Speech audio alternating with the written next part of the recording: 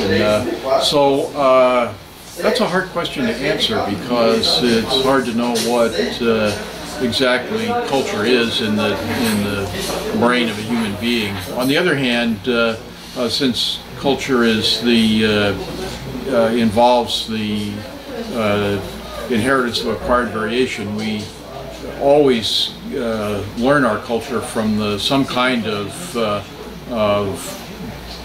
performance of another person, right? There's no hidden transmission the way there is with genes. So we like to think that any kind of behavior that we can observe is potentially transmissible, and so it is relatively easy to look at the behaviors that are being transmitted. This is an idea that should appeal to behavior analysts because it's similar to the arguments that Skinner and others have made that really it's behavior that's what we can observe.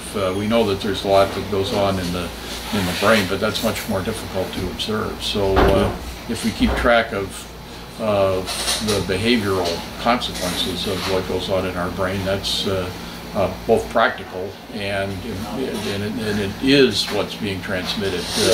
So it's you know, skills, attitudes, a lot of verbal behavior is used. Rules are articulated in language, and people tell us what the rules are. Those are all things that are being transmitted, and therefore they're also the things that evolve. Ideas about, well, we just heard a lecture by Leslie that describes how our reproductive behavior has changed dramatically in the last few generations in modern societies, and we can certainly theorize about what caused that change, and we can observe the consequences. It's okay. Okay.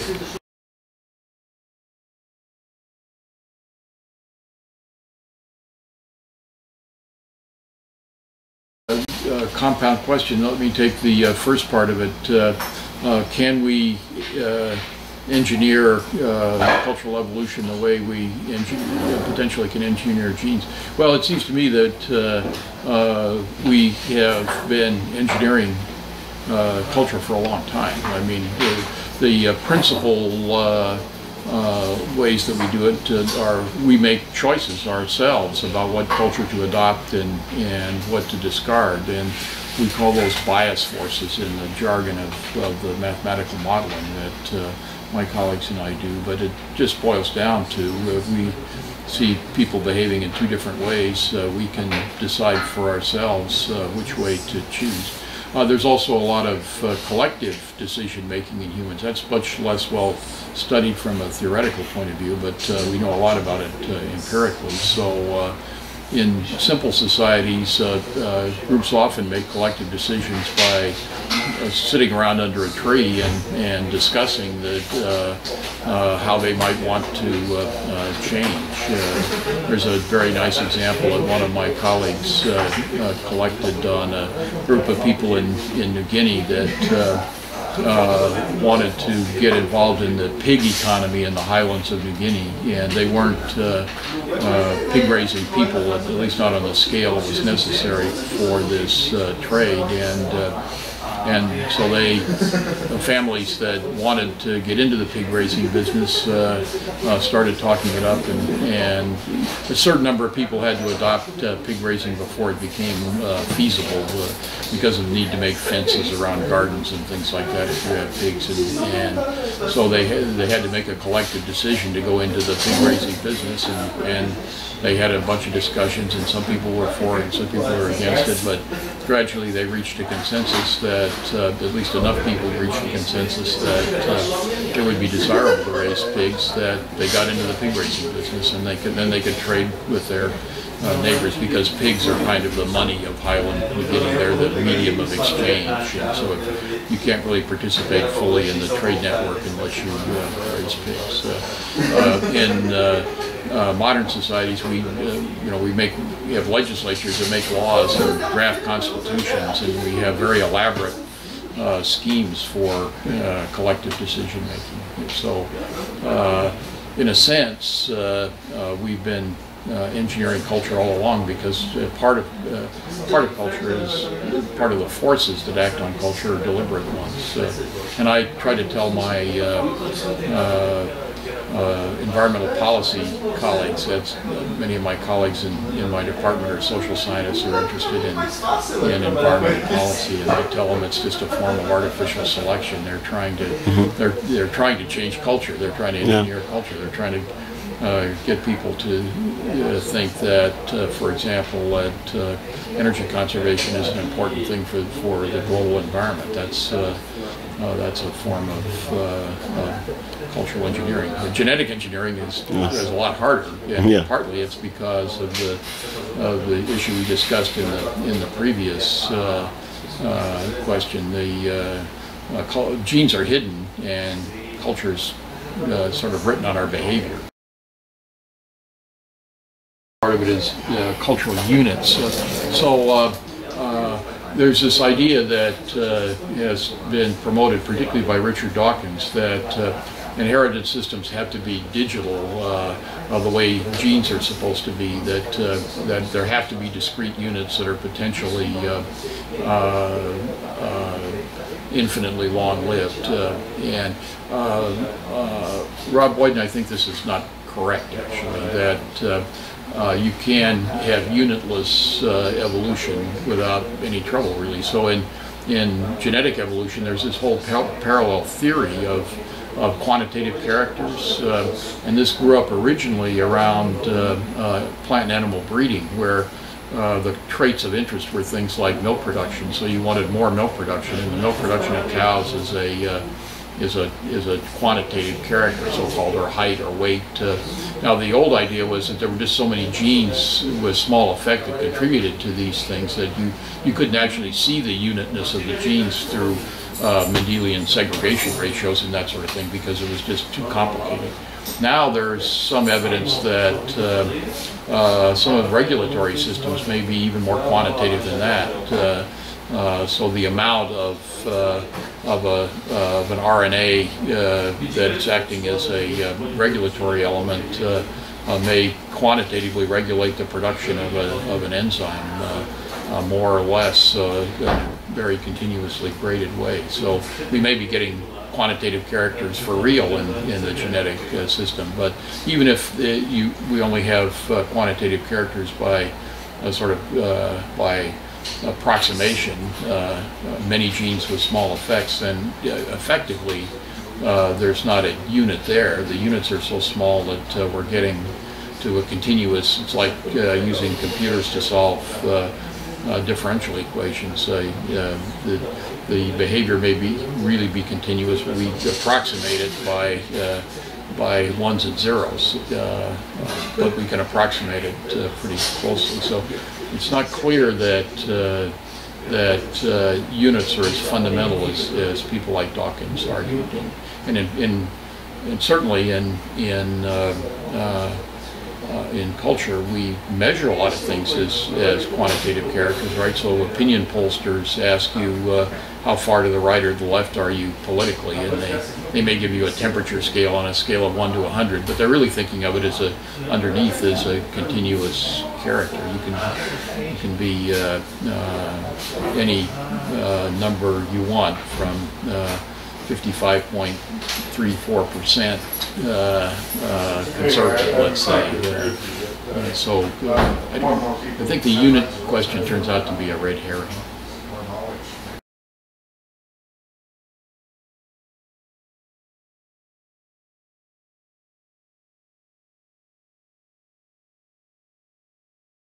Skinner wrote a paper late in his career, I believe in the 1960s, in which he pointed out that the evolution of behavior in an individual is a process of selection. There's a certain amount of randomness in behavior, and then there are reinforcers that can select that behavior. So if you put a person or an animal in an experimental situation and provide a very odd set of contingencies and odd set of reinforcers, you can move an individual's behavior in very rapidly in a very strange direction, right? That's what behavior experiments are all about. And he also pointed out that that kind of evolution of behavior has strong resemblances to genetic selection on the longer term. So there's random variation, and then there's survival and reproduction that act something like reinforcement does on the level of the individual. And he also mentioned cultural evolution in that same article. The psychologist Donald Campbell had a little slogan: "Random variation, selective retention." And his first paper on this, using this phrase, was on creative thought. So he thought that there's down there in the bottom of our brain someplace, there's lots of ideas being generated and recombined, and most of these don't float up to our consciousness because we have a sort of a filter. But every once in a while we get a sort of a brainstorm, we say in English, and one of these ideas, usually one of the better ones, does come into our conscious awareness, and then we can think about it. Maybe schizophrenics are people who filter is weak, and all sorts of stuff bubbles up into their consciousness that in most of us is adaptively repressed. So he thought that this pattern of random variation and selective retention applied to all sorts of things. So it applies, for example, to the immune system that has this hypermutable system. So there's a huge diversity of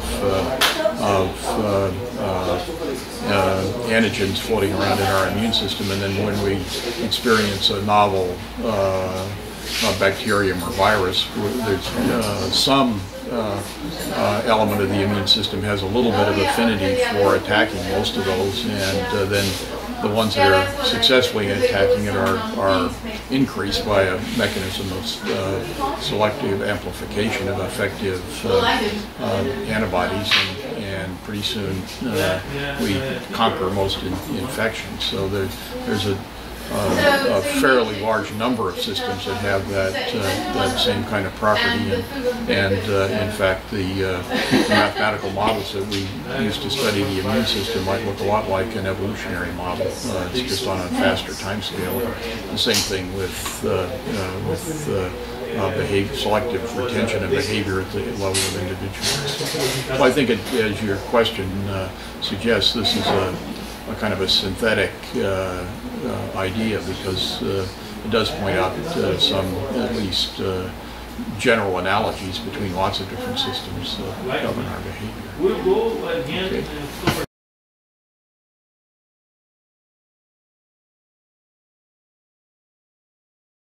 I think the synthesis is moving quite rapidly. This fellow Herb Gintis has written a paper. Do you know this paper on the synthetic ideas in the social sciences? So the social sciences have historically been balkanized from one another and from biology, right? So anthropologists don't have to take courses in sociology, and sociologists don't have to take courses in anthropology, and psychologists don't have to take courses in economics, and economists don't have to take courses in anthropology or psychology. This is very different from biology, where biologists as freshmen take courses in physics and chemistry, and then you take your, at least in the United States, you take a course in biology, a beginning course in biology that's all parts of biology. Every bit of biology is packed into that course. It gets more and more difficult to do this, because as the amount of information in biology has exploded, there's more and more to put into that freshman course, and there's still the same 30 lectures that there always was. So it gets ever harder. When a few years ago, my daughter was taking her freshman biology class, and it was the quarter that she studied physiology and biochemistry, and she had a book that was about that thick. And I'd taken a course that covered the same ground, a whole course that covered the same ground when I was a student, and the book was about that thick. So it gets hard, but I think that the same thing is going to happen in the social sciences, and it should happen, and that's Guinness's argument. And he has a number of sort of synthetic principles that he thinks apply across all of the social sciences, behavioral sciences, and biology. And this gene culture coevolution work that I and my colleagues do is one of those, only one of them. He also thinks that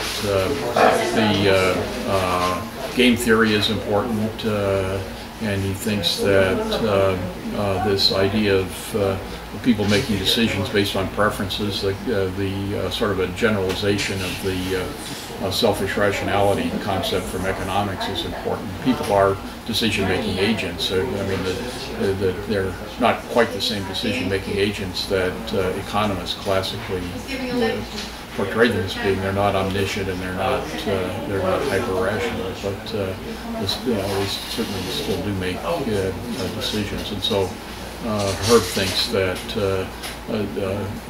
on the order of, I can't remember exactly how many of these principles he names, on the order of a half a dozen of them will unite the social sciences and ought to.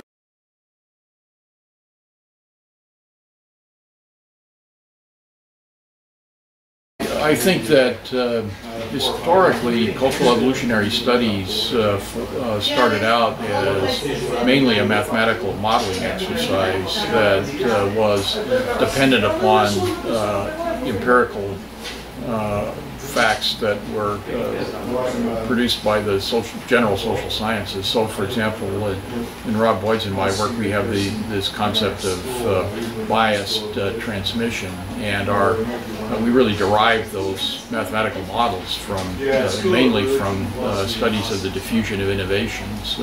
So that after World War II, there was this big wave of studies of the diffusion of innovations, medical innovations, teaching innovations. Many people in this area worked in farming. So how did farmers pick up hybrid seed and pesticides, and then they became applied, so they would go to developing countries and try to set up schemes to diffuse agricultural knowledge or other knowledge to people that they thought needed it. So they had a lot of empirical generalizations about how that process worked, and we took advantage of that to design our scheme of biases.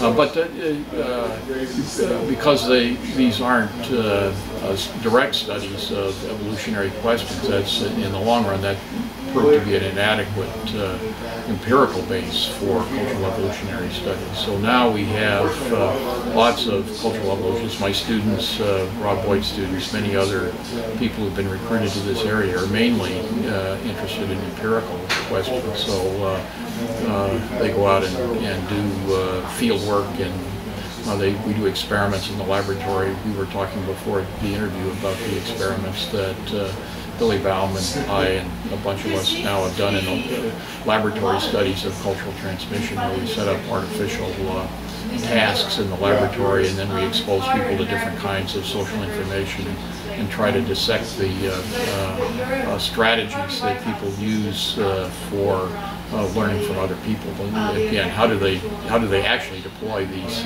biases that we've made mathematical models of for so long?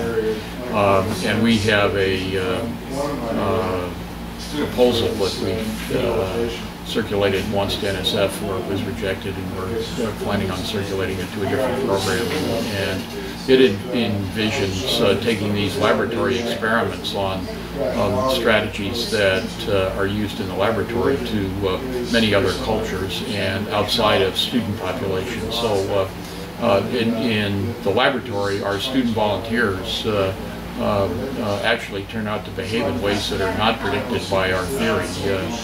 They don't use social learning optimally in the laboratory. They use too little social learning, and they make too little use of conformist transmission. We have a bunch of models that suggest that doing what the majority does is a useful thing under lots of circumstances. And one of my students, Charles Jefferson, conducted a really clever experiment in which he could get strong evidence about individual strategies, so he could measure pretty accurately just how far people were from optimal. And the people who made, in his experiment, the people who made the most use of conformity earned the most money in his experiment. But very few people made a strong enough use of conformity to do that. And some people were sort of anti-conformists. They actually they went with the minority rather than the majority, which earned them the smallest amount of money in his experiment. So now this may be just laboratory artifacts, but it also could be that there's a lot of cultural variation in the strategies that people use. So we kind of select university students to think for themselves, and we also looking at Americans and other, particularly Americans, if you look at measures of individualism, Americans are the most individualistic people in the world, and so we're an odd bunch to use for social learning experiments, especially when we might expect people to be conformist. American college students could prove to be the least conformist people in the world. It would be very surprising, and so taking these experiments to other cultures and away from universities out into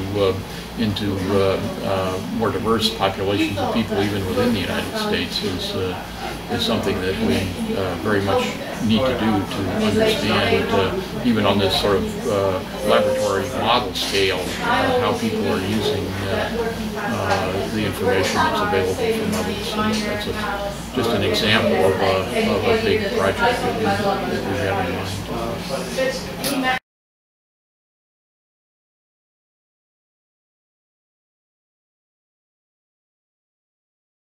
Well, simplicity is the virtue and the vice of experiments, right? If we conduct experiments because we chop away almost all of reality and only a little tiny bit of reality live in the laboratory, and by doing that we can investigate that one simple process that we've isolated in the lab, and but the external validity, as people say, of that is always suspect, no matter what kind of experiment you're doing. It's a problem to relate that to the much more complicated real world out there, and the task is to make bridges from laboratory experiments to the real world. Now, modern computing technology has actually given us some powerful means of doing that. So ecologists have confronted this problem, perhaps in the most sophisticated way that I know of. The problem with that ecologists face, I'm an ecologist by training, so I sort of understand the issues involved, is that even simple systems, relatively simple systems like I studied lakes, are ungodly complicated things.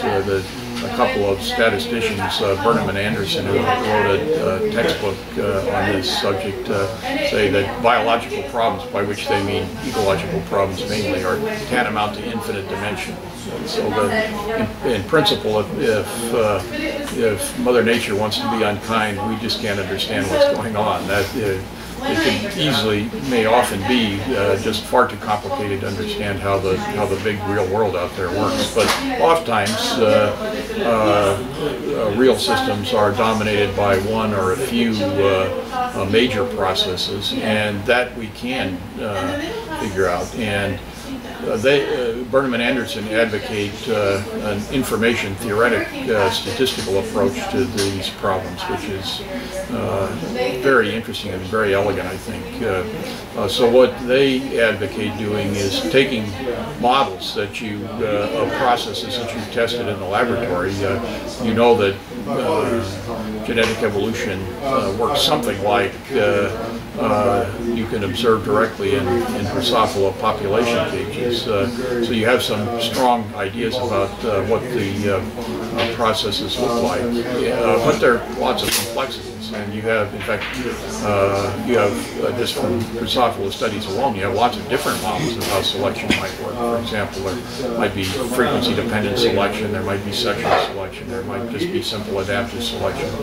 So you collect some real data out in the world, observational data, and then you fit all of these models and combinations of these models to the data. You pick models that you think have a chance of accounting for the data. You fit them, and then you use an information theoretic goodness of fit statistic to pick the model or models that seem to fit the data the best. This appears to be the present understanding, the best we can do, and it's not always good enough.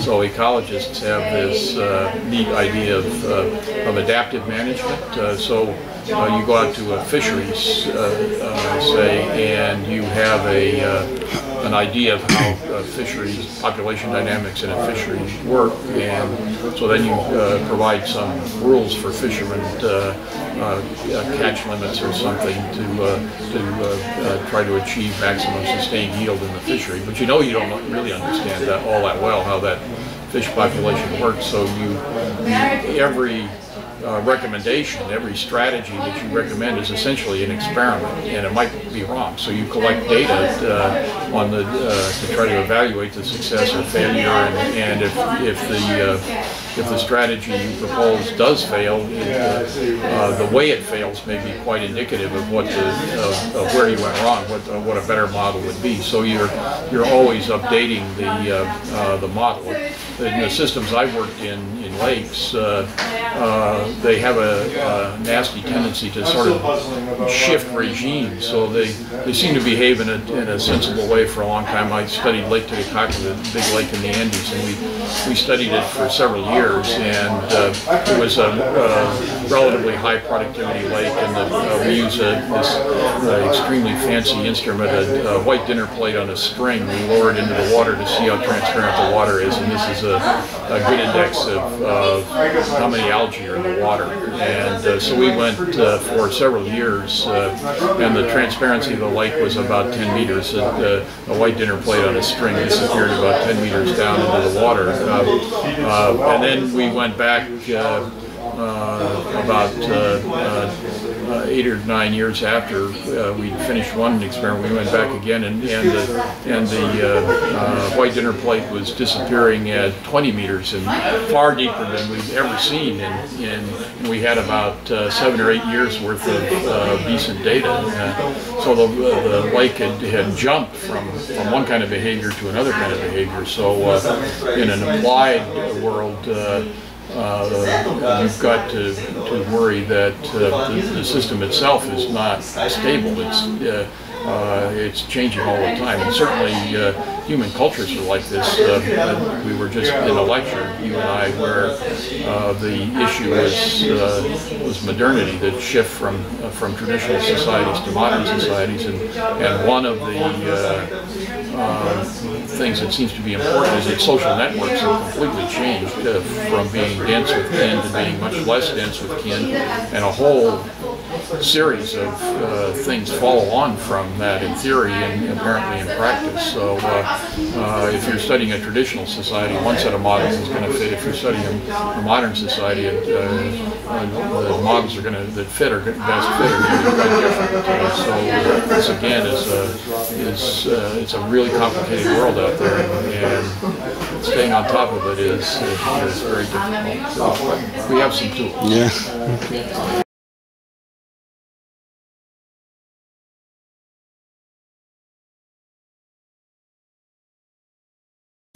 Yeah, that's a really interesting idea. Some people are beginning to use the resources of the internet to study cultural evolution. So people have used Google searches, for example, as a way of monitoring the choices that people are making and what they're interested in. I think that's a great technique. And we're also interested in, well, things like Second Life and these other kinds of virtual worlds that people live in. As far as I know, no one has tapped that yet. We've thought about it, but we've never had a student that made that their first priority, so we haven't ever actually pursued getting in touch with some of these virtual worlds, the operators of these virtual worlds, and see if we could piggyback experiments on these games. One of our students was a World of Warcraft enthusiast, and he did some simple experiments. He was able to show that apparently World of Warcraft is hosted on several different servers, and the communities that participate in the game, generally speaking, stick with one server or the other. They go back to the same ones, and he could show that there were cultural differences between World of Warcraft played on different servers. So that's as far as anyone I know has gotten. In this grant proposal I told you about, we propose to use Mechanical Turk, this crowdsourcing system that Amazon runs to recruit participants to the experiment. Student subject pools like psychologists mostly use for their experiments are a very well worked out way of operating. They're very handy, but they're also potentially very misleading for the reasons that we discussed earlier. It's also hard to get non-student samples. It's a lot more work to get non-student samples. So these online task recruiting programs may be a way to get very large samples of non-student populations relatively cheaply, and I get a lot of information about, for example, on how people deploy social learning strategies. We ought to be able to run those versions of those experiments using participants recruited with Mechanical Turk. So that we've got that in mind.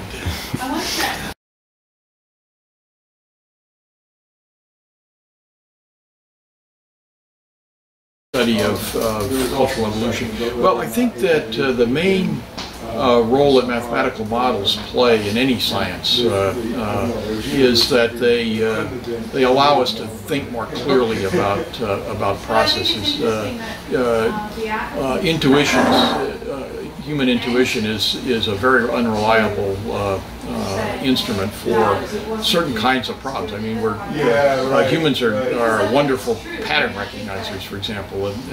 It's hard to design a computer program that can beat a human at basic pattern recognition tasks. On the other hand, we aren't very good at thinking about things that are quantitative, and particularly when you get quantitative processes that interact on funny timescales. So evolutionary problems, the timescale of evolution is relatively long, and the processes that interact are relatively intricate, and our intuitions about evolution prove to be poor. So, for example, one of the classic applications of an evolutionary model to understanding mathematical model to understand the problem of evolution was in the early days of population genetics. So after genes were rediscovered by the turn of the 20th century population biologists, early geneticists, they understood the phenomenon of mutation, and they thought for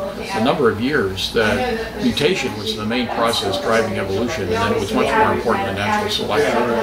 And in 1918, Ronald Armstrong Fisher wrote a famous paper in which he showed that because mutation is random, but selection is often directional, strongly directional, that even weak selection in over a few generations, even weak selection is a much more powerful force that directing the evolution of a population than even rather strong mutation. So this was the beginning of the so-called neo-Darwinian synthesis, putting Darwin's evolutionary ideas, combining those with this emerging field of genetics, and the key to it were these population genetic models that were pioneered by R.A. Fisher and Haldane and Wright, the three famous theorists who contributed to the neo-Darwinian synthesis. So the cultural evolution has exactly the same thing. It's got these a number of processes that affect the change of ideas in a population. There are these random effects like mutation, and then there are natural selection can act on cultural variation, and then there are these bias forces in which people are picking and choosing to some extent among the ideas that they'll adopt, and understanding the relationship between all these forces, how they interact together to produce evolutionary change is hard to do without guidance from mathematical models. I think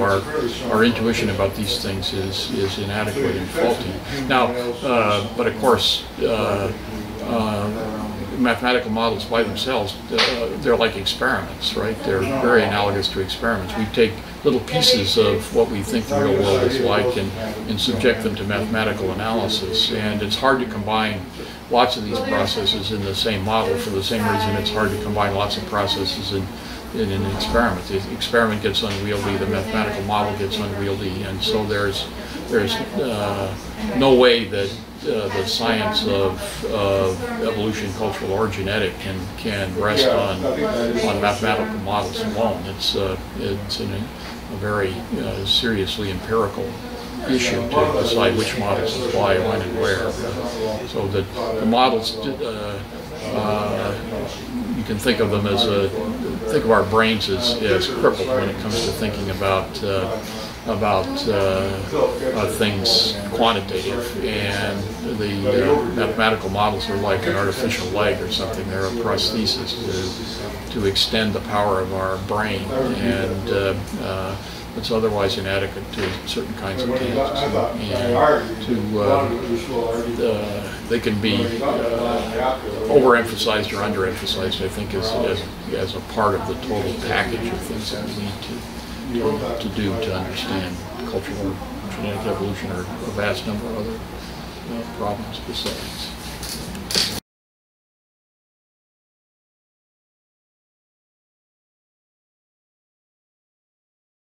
What's the role of psychology in cultural evolution? These decision-making forces that I've been talking about, bias and the combination of individual learning with the potential for transmission, these are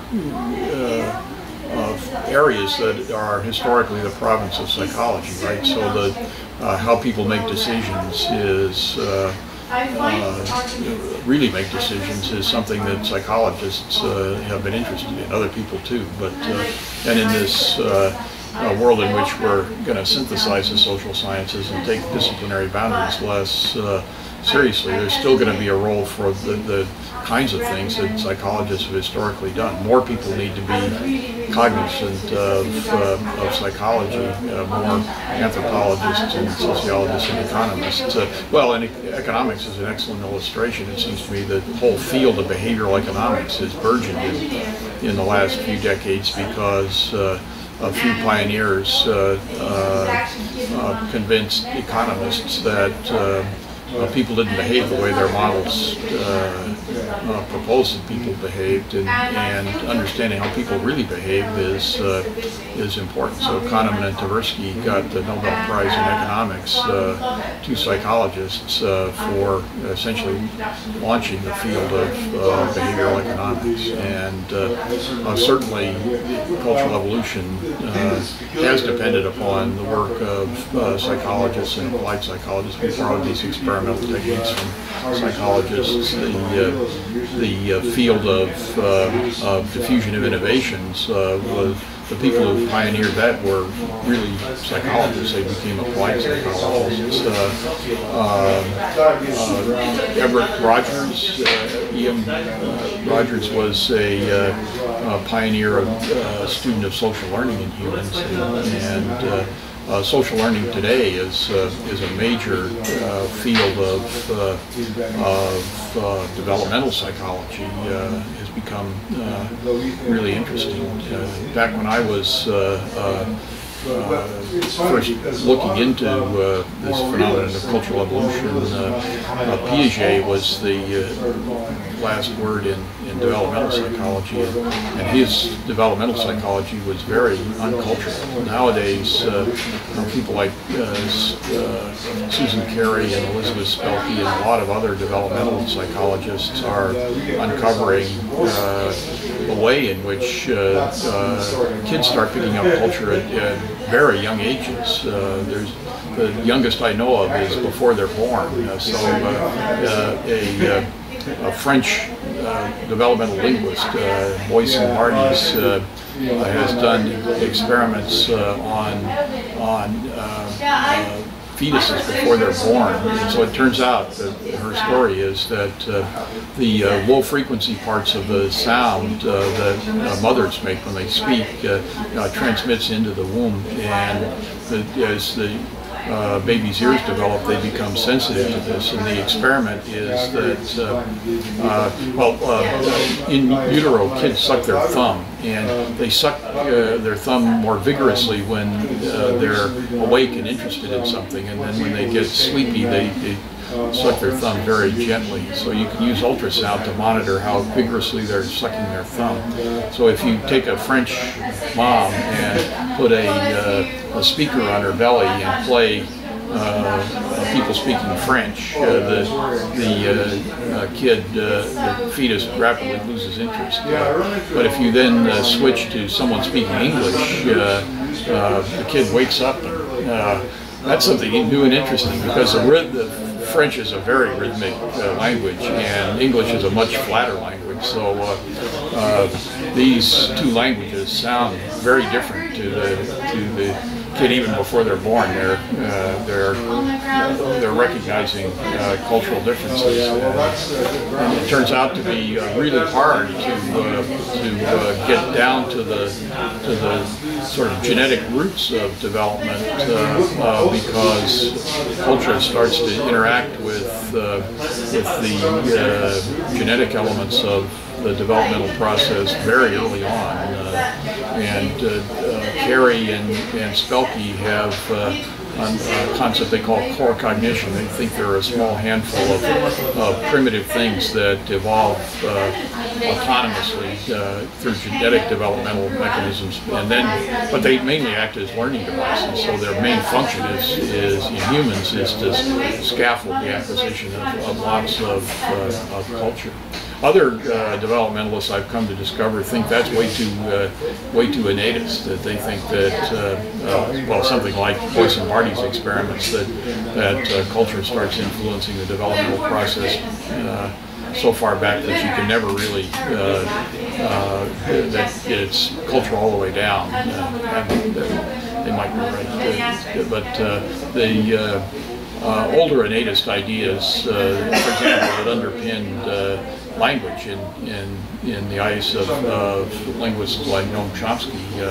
Noam Chomsky no longer believes the highly innatist ideas about grammar that he started with. He's a minimalist, and there's now a strong empirical argument on the part of linguists that indeed grammar is syntax is a largely cultural phenomenon, and that whatever innate aspects of language exist are deep in the background, and maybe are quite general. There may be that most of the things that we use to learn language are also the things we use to learn other aspects of culture. But what's special to language may be very narrow. And what's innately specific to language may be very narrow.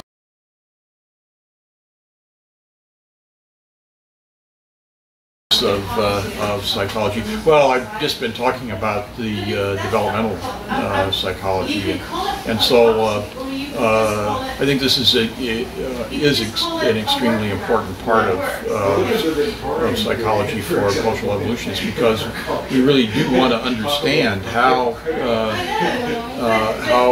culture interacts with genes in the developmental process, because that's important for understanding the evolutionary process. Partly it's useful for testing these ideas that we have of gene culture coevolution. So we think that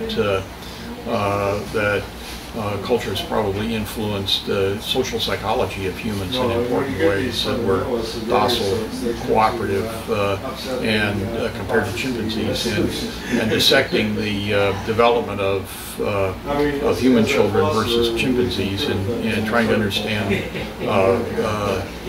how the genes and culture interact in development gives us hints about how these processes may have interacted in evolutionary time. Certainly, the general experimental approach in psychology is something we've taken on in a big way.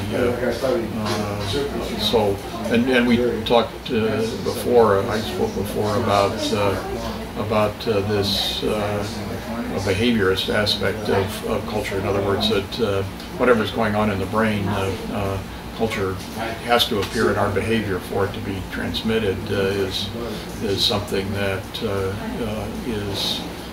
owes something to the behaviorist tradition in psychology. Now that another branch of psychology that, broadly speaking, that may turn out to be very powerful are these neuroimaging techniques for trying to understand the functional organization of the brain, and I think that's still in its infancy. I'm not quite sure what I think about that. Some of it is obviously just what I want to say, a bit of parlor tricks, right? Everyone assumes that if two people are behaving differently, different things are going on in their brain. So showing that with a neuroimaging experiment is hardly interesting. But some of the brain imaging psychologists are really interested in understanding, or neurobiologists are really interested in understanding how things like imitation work. So this idea of mirror neurons, you probably heard about from Rizzolatti and his colleagues in Parma, is quite interesting, but it's interesting in part because animals that are not very cultural at all, like macaques, that are very relatively poor at social learning, those are the animals that mirror neurons were discovered in. So one of the people that worked with those people, Christian Kaiser's, is a fellow I run into at a couple of different meetings, and he and his colleagues are trying to understand why imitation isn't a much more widespread phenomenon. If you've got these mirror neurons, it seems easy to imagine that imitation would be quite straightforward, and yet macaques don't do it, so, and humans do. So there's some other additional regulatory processes that apparently make sure that mirror neurons don't function as a system for imitation in most organs, well, at least in macaques, where they've been well studied. And of course, it wouldn't be adapted just to automatically imitate what other people do. There's got to be some kind of regulation. My kids and I used to play this game we called the mocking game. So if you say exactly what someone else says, then you can get led down a garden path. So I used to tell the kids would mock exactly what I'd say, and then I'd say, please tickle me, and then they'd say, please tickle me, and then I tickle them. And this was a big game, but obviously it's not adapted to just literally mirror what another organism is doing. So, but people like Kaiser's have proposals for how the various functional areas of the brain would regulate the process of so that you could get an adaptive system of imitation. If they can make all that happen, I think that'll be very interesting.